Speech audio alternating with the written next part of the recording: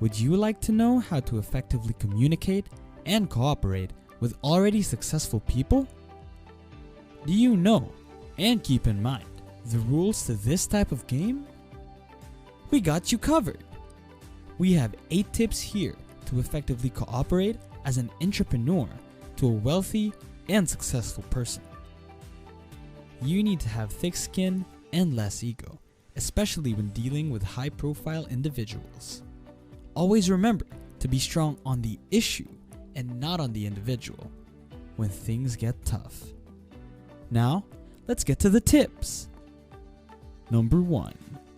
Give them space. Being a successful person, you always tend to be in front of the spotlight. You should not be a fanboy or fangirl, as it can turn them off. For cooperation, they want people who respect them and don't put themselves too low, looking to them as a big guru. There's a time and place for everything, like a selfie, autograph, or a meetup. They like their space. Typically, they usually ask your story and what you do here. From there, you'll build a connection, and that's the time you get a picture or autograph if you want that. It normally comes from a long way. Give them space and let them do what they're gonna do. Make sure that they're taken care of and let them get what they need from you first. Number 2. Research ahead of time. There's something special about having knowledge before meeting someone, especially a high-profile individual. You have to know their history, their work background, how they built their company, YouTube channel, career, or whatever it is. This is a good factor of adding value. When you do this and research more on the industry, company, and people related to the topic, the stakeholder will get an impression that you're more knowledgeable than everyone else in the room. Next time, they'll want to deal with you and find you for an important project because you stand out. You are different. It's a nice impression on a first meeting to have a conversation like, "Hi, I'm John, and this is what I do." "Oh, hi John. I read a lot about you. I really like the article that you did on the topic of this." Or, "You know what? It was a great move what you did to your company to get an acquisition of this. By the way, I read that already in high school. You were already passionate about this, and that's impressive how it led you to start this company." Look at how this will make you a valuable person. It's better to be prepared. Even preparing a one-pager note to guide you, or so you can share it with your boss. It also builds a great connection. It will be meaningful and impressive if you surprise everyone by knowing more about a high-profile individual than himself. Be known as someone who reads about high-profile individuals. Find some unique facts about high-profile individuals and collect information about what others talk about high-profile individuals. Look up articles and interviews so you can have much more different and impressive conversations than others. That will help you to cut out through the noise and make you a valuable one. Number 3. Know what to say and when to say it. Successful people are very smart, have good attention to detail, and their eyes are all over the place. Remember that they came a long way and have tons of skills to be where they are, to be a superstar or to be successful. Always keep in mind to be mindful of what you're saying and what to say next. Be mindful of wrong words or information details to be used, or something you said that's not part of a deal. Remember that anything you say will be used in a future conversation. Every word counts. So, let's say for example, if your conversation today is about a deal you closed yesterday with client A, then think, why'd you bring it up? How will it be interpreted? Client B could reveal the information about the client A deal, but it can also ring a bell that you will be sharing things about this deal with your next client. And that can be a stop signal to go into the deal if confidentiality is important. When you throw around a topic, know first who's around this high-profile person. They may misinterpret, or their company culture may be different, and that puts you at risk with something that you said. Number 4. Lead them. Successful people like to be led, but that does not mean that they are followers, nor do they need someone to be successful. They made it to where they are through their effort. But they like clear directions. They like to be directed. It's like, here's what we're gonna do. Here's the next step. This is the reason why we're meeting Charlie. Charlie is doing this for you. Here's what I tweaked from your response. My takeaway from this is, and so on. Why do they like this when they are leaders? That's because they have a lot going on, and being able to communicate to them and bring value to the table means a lot. It's also a factor that you're able to convey the message. Later on, you'll see the effect of this.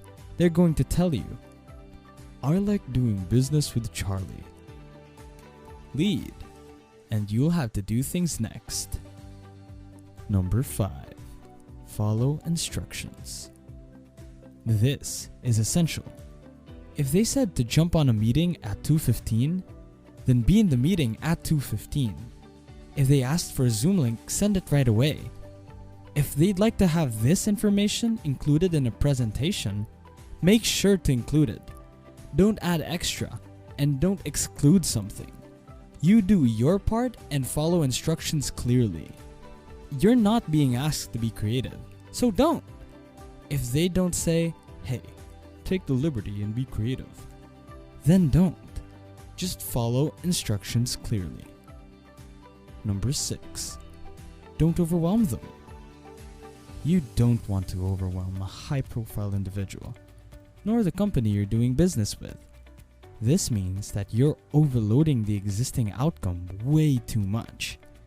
Just like food, if you give your body too much food, then it needs more effort to process everything.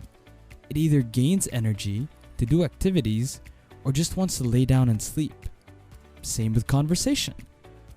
Clear, up to the point conversation gives energy to move on, or too overwhelming will put to sleep or will create desire to discontinue that. If you have annoying conversations such as, what's the outcome of this? How are we doing this again? Wait, what's the meeting about that again? I am not sure about this. Should we do this? Let's make another phone call. Hey, can you explain this to me again? Why are we doing this? Wait, can we look into this again? Should we ask the team about it? They will say, you know what? Never mind, I'm good. You know why this happened? Because you're overwhelmed, and you put that on others. Overwhelming can be a major turnoff, so just keep it cool. Keep it simple, and stick to the outcome. Number 7. Respect the team and the brand. Before meeting this high-profile person, you'll meet the executives, and you have to respect them. This way, you leave a good impression, not just on the encounters with the people, but also on the whole company. It would be better to enter a company and meet the team with a positive impression. It all matters, from the email, the way you text them, the way you regarded them, the way you approach the brand. It also matters with how you take care of the brand on social media, the way you approached it, and the way you represented them on social media.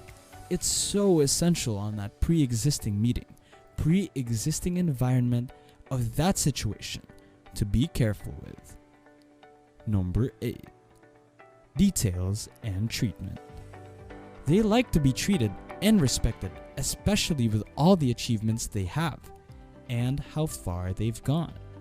So if they notice that you pay attention to the details, learn how to treat them like a 5-star hotel. Then you'd be surprised as to how they'd like to do more business with you. You'd be surprised also at how they will also refer you to others. Just give them the experience, because they will remember the feeling they had when they met you instead of the late email you sent. If you treat them good, if you treat them well with respect, if you create emotional connection, then that will be remembered and will make future decisions to cooperate and connect again. It's more of this golden rule because it's all about details and treatment. Even if they don't say thank you or good morning to you, but you make sure to still treat them nicely, it will have a nice effect on you. These are just some tips that will help you in dealing with successful people. Make sure to just feel confident, just be respectful, valuable, and your best self, because that's the key to all of it. There's no formula behind it or preferred way to get a successful person's back. Thanks for staying with us until the end. Make sure to like and subscribe. I believe these tips are very valuable, and if you will put them into action too, they will put more money in your pocket. Till the next one,